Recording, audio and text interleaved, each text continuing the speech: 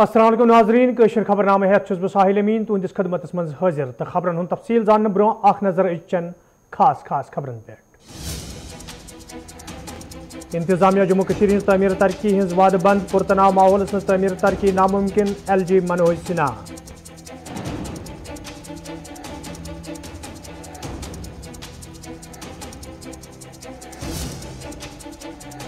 Israeli तर्जस पर जम्मू कश्मीर मज look तंग करने की कोशिश जारी मेडल तो प्रमोशन हासिल करने बापत नौजवान कत्ल नाहक महबूबा मुफ्ती।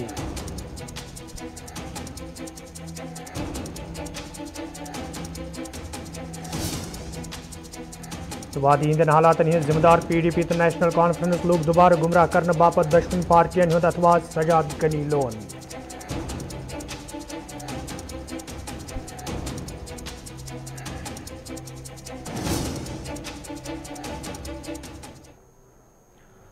नाज़रीन पेश खबरन तफसील। Jammu Kashmir khadi and village industries board तरफ आज बडगमिस मज तकरीबन सांस करना आमुत यथ मज LG Manoj Sinha chief secretary Arun Kumar Mehta khadi board के जिम्मेदारों तो इंतजामी के दोमो अहदेदारों अलाव दस्तकारों शिरकत कर। अत मौके पर ये LG मनोज सिन्हान रेड बुकस मज कॉमन फैसिलिटी सेंटरस इफ्तिताह कोर तत तिमो कान हमिस मज आर्टिजन एग्जिबिशनस ते इफ्तिताह कोरमुत। ये जन LG मनोज सिन्हान अत मौके पर वोन यदि मरकजी सरकार तरफ मरकजी सरकार तो जम्मू कश्मीर इंतजामिया तरफ जम्मू कश्मीर हिंज तमीर तरक्की हिंज वाद बंद ताहम जरूरी लूख कर इंतजामिया अथवाज। LG मनोज सिन्हान अत मौके पर वादी हंदन हालातन हिंज जिक्र करान वोनमुत कह लूख वादी हुंद माहौल खराब करने की कोशिश कर तमीर तरक्की हिंज वत मज ठर पैद करने की कोशिश करान। ताहम फोर्सेस एजेंसियों तरफ यमन लूकन खिलाफ सख्त कार्रवाई अमल मज अन्न। LG मनोज सिन्हान अत मौके पर लूकन अपील कर्म तम गन जम्मू कश्मीर हिंज तमीर तरक्की मज ब्रोह कुन इन युत जन तिमन ताकतन माकूल जवाब दिन यम जन माहौल खराब करने की कोशिश करान।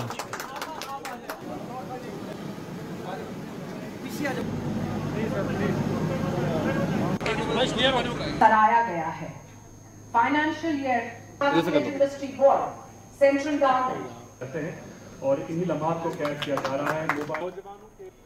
बडगाम में सोजनी हस्तशिल्प स्फूर्ति क्लस्टर का उद्घाटन करने का मुझे सौभाग्य प्राप्त हुआ।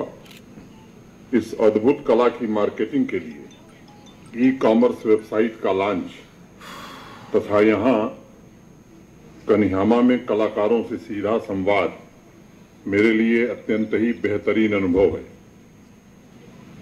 पिछले 2 सालों में कोरोना महामारी की वजह से हैंडीक्राफ्ट सेक्टर में जो समस्या आई है उसके समाधान पर कई बैठकें पिछले दिनों प्रशासन के स्तर पर हुई, कई निर्णय लिए गए और मैं एक बात कह सकता हूं कि उसके केंद्र में हमारे आर्टिजन थे जिन्होंने हिंदुस्तान की सांस्कृतिक विरासत को अपनी रचनात्मक प्रतिभा से अभी तक जिंदा रखा है। और सबसे बड़ी बात यह है कि तमाम चुनौतियों के बावजूद विभिन्न कलाओं की शुद्धता को बनाए रखने में भी वो सक्षम रहे हैं। इसके लिए मैं उनको हृदय से बधाई देना चाहता हूं। मित्रों, इस साल फरवरी में हैंडीक्राफ्ट सेक्टर के कई जाने माने कलाकारों को जम्मू राजभवन में मुझे सम्मानित करने का अवसर मिला था। मेरी ख्वाहिश थी उस दिन से ही कि बीरवा तथा कन्यामा के क्षेत्र में एक दिन आप सबसे मुलाकात हो। मैं आभारी हूं हिना भट्ट जी का जिनके कारण ये संभव हो सका। Indian institute of corporate technology ने कश्मीरी कारपेट को प्रमोट करने के लिए GI सर्टिफिकेशन, टेस्टिंग, लेबलिंग और ट्रेनिंग के दिशा में भी अनेक महत्वपूर्ण कदम उठाए हैं। हैंडीक्राफ्ट प्रोडक्ट्स के एक्सपोर्ट को बढ़ावा देने के लिए इंडस्ट्री डिपार्टमेंट ने एक्सपोर्ट इंसेंटिव स्कीम भी शुरू की है जिसमें GI सर्टिफाइड प्रोडक्ट्स के कुल वॉल्यूम पर 10% का इंसेंटिव दिया जा रहा है। और मैं ये कहना चाहता हूं कि देश के किसी राज्य में 10% का इंसेंटिव नहीं है, केवल जम्मू कश्मीर दे रहा है। कारपेट हो, पश्मीना हो, नमदा हो, पेपर मासी हो, कॉपरवेयर से जुड़े तमाम क्षेत्रों को पिछले 2-2.5 वर्षों में रिवाइव करने की ईमानदारी से कोशिश की जा रही है। हैंडीक्राफ्ट तथा हैंडलूम डिपार्टमेंट के साथ 53,000 कलाकारों को जिसका जिक्र आप कर रहे थे, रजिस्टर भी आएगी। अंत में दो बात कह के मैं अपनी बात खत्म करूंगा। मित्रों, जहां हम लगातार कोशिश कर रहे हैं कि यहाँ खुशहाली हो, संपन्नता आवे, शांति से लोग रहें, एक बात मैं आपको बड़े जिम्मेदारी से कहना चाहता हूं, विकास शांति के माहौल में ही हो सकता है। अगर शांति नहीं है तो यकीन मान लीजिए कोई दुनिया की कोई ताकत वहां विकास नहीं ला सकती। कुछ लोग हैं जिनको ये बातें पसंद नहीं आ रही, वो चाहते हैं कि यहाँ का अमन चैन खराब हो, वो चाहते हैं यहाँ शांति न हो, यहाँ खून खराबा हो। मैं आपसे निवेदन करना चाहता हूं कि जम्मू कश्मीर की भलाई इसी में है। विकसित हम तभी हो सकते हैं, दुनिया के दूसरे राज्यों के आसपास या उनसे ऊपर हम तभी जा सकते हैं जब यहाँ शांति होगी। अगर फिर से वही हड़ताल, वही बंद, वही खून खराबा होगा तो मैं यकीनन कह सकता हूं फिर वो पिछले दिन जो बहुत तकलीफदेह थे वो दिन देखने पड़ सकते हैं। आवाम से मेरा निवेदन है कि ऐसे तत्वों से सावधान रहने की जरूरत है। ये आपके हितैषी नहीं है, ये बाहर के इशारे पर यहाँ के अमन चैन में बाधा पैदा करना चाहते। ये बड़े थोड़े लोग हैं और मैं कहना चाहता हूं कि हमारा प्रशासन और सिक्योरिटी फोर्सेस आम आदमी की हिफाजत के लिए पूरी तरह से प्रतिबद्ध है। लेकिन एक बात मैं बार बार कहता हूं कि बेगुनाह को छेड़ो मत, ये हमारी नीति है। और दूसरी नीति भी है कि गुनाहगार को किसी हाल में छोड़ो मत, और इसी नीति पर हम आगे बढ़ना चाहते हैं। आप सबसे निवेदन करना चाहते हैं कि इस अमन चैन में, जम्मू कश्मीर की समृद्धि में आप आइए, हमारे साथ खड़े होइए। हम आपको भरोसा देना चाहते हैं कि जम्मू कश्मीर को एक विकसित राज्य बना करके ही हम सब चैन से बैठेंगे। बहुत बहुत धन्यवाद। श्रीनगर में आज PDP तरफ प्रेस कॉन्फ्रेंस साज करना आमुत। यथ दौरान पार्टी सदर महबूबा मुफ्ती मरकजी सरकार तो जम्मू कश्मीर इंतजाम हिच नुक्त चीनी करान वोन जे अकिस मुनज़म साजिश तहत वादी हिंद लूक तंग तलब करने ये जन महबूबा मुफ्ती वोन जे प्रमोशन तो मेडल हासिल करने बापत वादी हिंद नौजवान मुख्तलिफ बहानन तहत जहाँ बह करने 80% लोगों को आप फ्री राशन देते हैं, हम तो कुछ भी फ्री नहीं मांगते हैं, मगर हमें हमारा ही पावर वापस दे दो। बजाय वापस देने की जो हमारा पावर आप लेते हो, आप कहते हो कि आप मुफ्त में बिजली आपको नहीं मिलेगी। तो मैं समझती हूँ कि ये चीजें इनको देख लेनी चाहिए। मगर सबसे बड़ी बात जो है, मैं जो रोज मैं सुनती हूँ कि आज 2 लड़के 3 लड़के 4 लड़के हमारे रोज जो है जाँ भाग होते हैं, इसका मतलब है कि जो हमारी यहाँ लोकल रिक्रूटमेंट बहुत ज्यादा हो रही है। तो मेरी ये गुजारिश है और यहाँ के वालिदैन से और उन बच्चों से, भाई अपनी जानें बचाओ, क्योंकि इनके लिए आपको मारना एक इंसेंटिव है। उनको पैसा मिलता है, उनको प्रमोशन मिलता है। इस वक्त जम्मू कश्मीर मुसीबत में है। हमें आने वाले वक्त में आपकी जरूरत है, यहाँ के जवानों की जरूरत है, यहाँ के बच्चों की जरूरत है। इसलिए ये बंदूक मत उठाओ।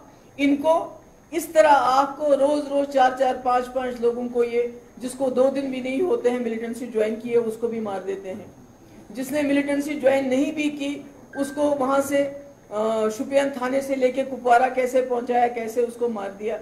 तो मेरी गुजारिश यही होगी सबसे कि भाई ये काम ठीक नहीं, इसको आपको छोड़ दे। मेरी लोगों से आज आप सबको बुलाने का मेरा सबसे बड़ा मकसद ये है कि लोगों को हिम्मत नहीं हारनी है।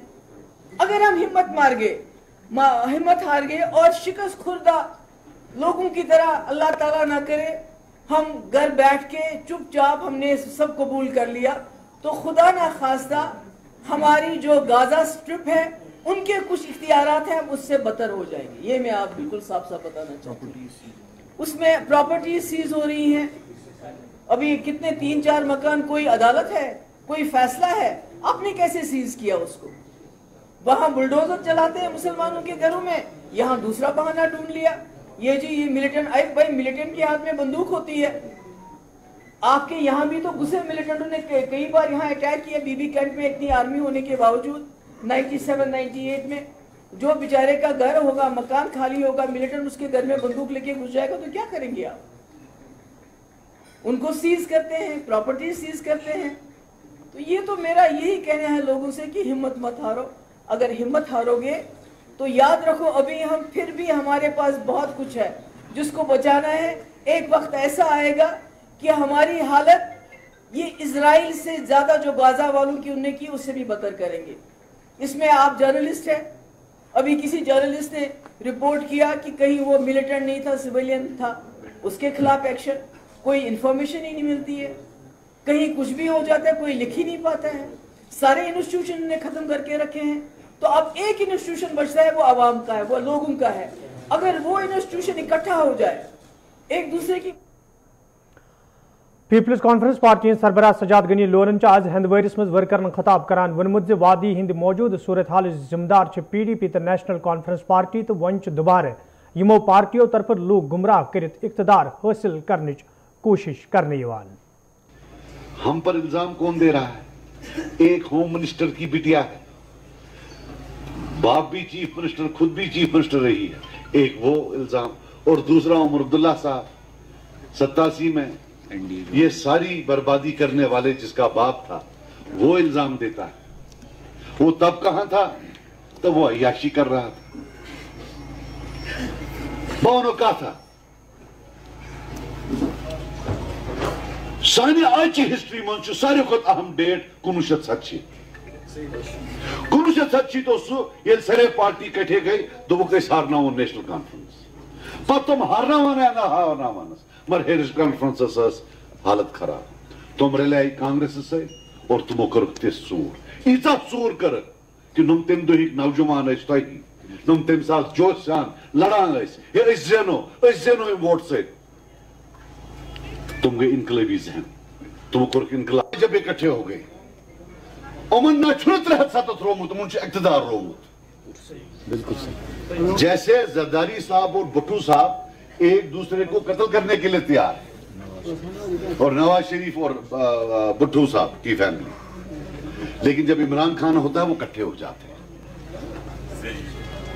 ये आज बोलते हैं हमें 370 घूम गया इसलिए हम इकट्ठे हो गए। 2018 में तो 370 ले ही नहीं था, तब क्यों इकट्ठे हुए थे? तब भी खतरा था, कोई और तो नहीं आया।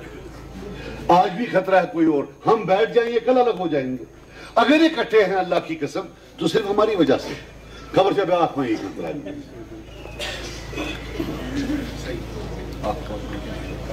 करो ने यासीन मलिक तो उमर अब्दुल्ला की आज की सारी पीढ़ी 9 FIR लगाए थे उस यासीन मलिक को, 9 FIR 1987 में, 9 FIR। और मुल्क हिंदुस्तान को भी देखो, वो लगा रही है, उसको डालो फांसी, उसको दो उम्र कैद, उसको उस जेल में भेज दो। अरे भाई साहब, जिन्होंने ये सारा किया उनको तो पूछो, उनको क्यों नहीं पूछते हो? मैं तब मानूंगा फारूक साहब कि आप बी टीम नहीं हो जब आपको क्रिकेट स्कैम में अंदर करेंगे, तो तब मुझे यकीन होगा कि आप बी टीम नहीं हो। लेकिन जब तक आपको क्रिकेट स्कैम में अंदर नहीं करते हैं, जब तक 1987 के बाद जो आज तक हुआ उस कत्ल गारत के लिए आपको एक कटहरे में नहीं खड़ा करते हैं, तब तक मैं आपको बी टीम नहीं ए टीम मानूंगा, बीजेपी की ए टीम मानूंगा हर हिंदुस्तान के सरकार। आपको क्यों नहीं कोई कुछ? आप उससे पूछो जिसका बच्चा गया है, वो आपको जवाब देगा कि उसके दिल पर क्या बीतती है जब वो देखता है कि जिस ताकत ने उसके बच्चे को मारा है, यहीं से कोई कश्मीरी जिसका बच्चा घर में जिंदा है, अल्लाह ताला ने महफूज रखा है, वो ये नहीं देखता कि ये मेरे हमसाये के बच्चे का कातिल है, उसके पीछे जाता है, उसके दिल पर क्या चलती है।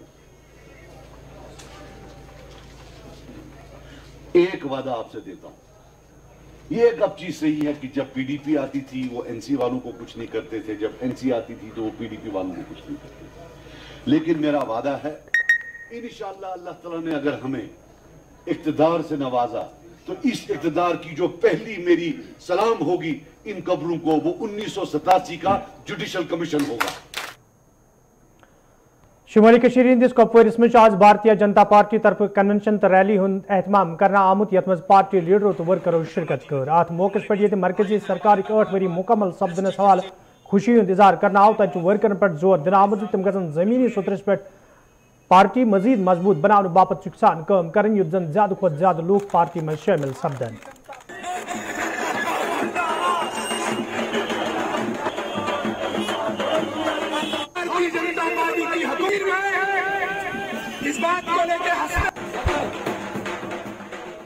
जो टेररिज्म कश्मीर में 2019 तक जिस प्रकार से एक विकराल रूप लेके था, यहाँ पे जमायत इस्लामी, सेपरेटिस्ट्स, OGWs और इन आतंकवादियों ने इस प्रकार से जो पेरिफ्रीज थी या मोहल्ले गांव, मतलब इस प्रकार से जकड़ के रखा था, ऐसा लग रहा था कभी कभी कि जो ये चाहते हैं वही होता है। लेकिन आपने देखा होगा जब 5 अगस्त 2019 को 370 को हटाया गया और एक नई दिशा, एक नई डायरेक्शन में इस जम्मू कश्मीर को अग्रसर किया गया, तो कहीं न कहीं जो शिकंजा आतंकवादियों पे, टेररिज्म पे कसा गया, वो ये बौखलाहट है। जिस प्रकार से आज टारगेटेड किलिंग्स हो रही है, ये केवल और केवल उस शिकंजे में जब कसने के बाद बौखलाहट इनकी आई, बौखलाए आतंकवादी टारगेट किलिंग करके अराजकता पैदा करना चाहते हैं। लेकिन मैं इस कुपवाड़ा के दूर दराज इस क्षेत्र से आपके माध्यम से कश्मीर के हर व्यक्ति को, जम्मू के हर व्यक्ति को आश्वस्त करना चाहता हूं कि जो सरकार इस वक्त केंद्र में है, मरकज में है, आप ये भूल जाएं कि किसी भी कीमत पे एक कदम भी भारतीय जनता पार्टी की सरकार पीछे हटेगी।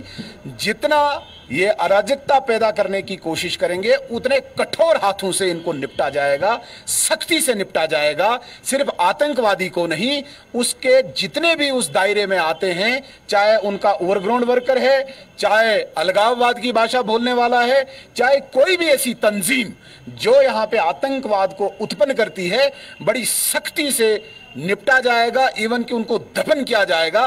देखा होगा आज आपने, इस सरकार ने चाहे जो भी एम्प्लॉय इसमें इन्वॉल्व है उसे टर्मिनेट करके उसे इंटरोगेट किया जाता है, उस पर एक्शन लिया जाता है। जो भी बिजनेसमैन जहां पे भी इन्वॉल्व है, जिस भी इंसिडेंट पे, उसके अगेंस्ट एक्शन किया जा रहा है। न सिर्फ इतना, आज के बाद आप देख रहे होंगे जो जो व्यक्ति इनको पनाह देता है उन पर भी सख्ती से निपटा जाएगा। जहां तक आपने FAT की बात की, फ्लाई आर्म ट्रस्ट की बात की, कहीं न कहीं मैं स्पष्ट कर चुका हूं कि ये प्योरली सिक्योरिटी एजेंसीज का काम होता है, खुफिया एजेंसीज का काम होता है।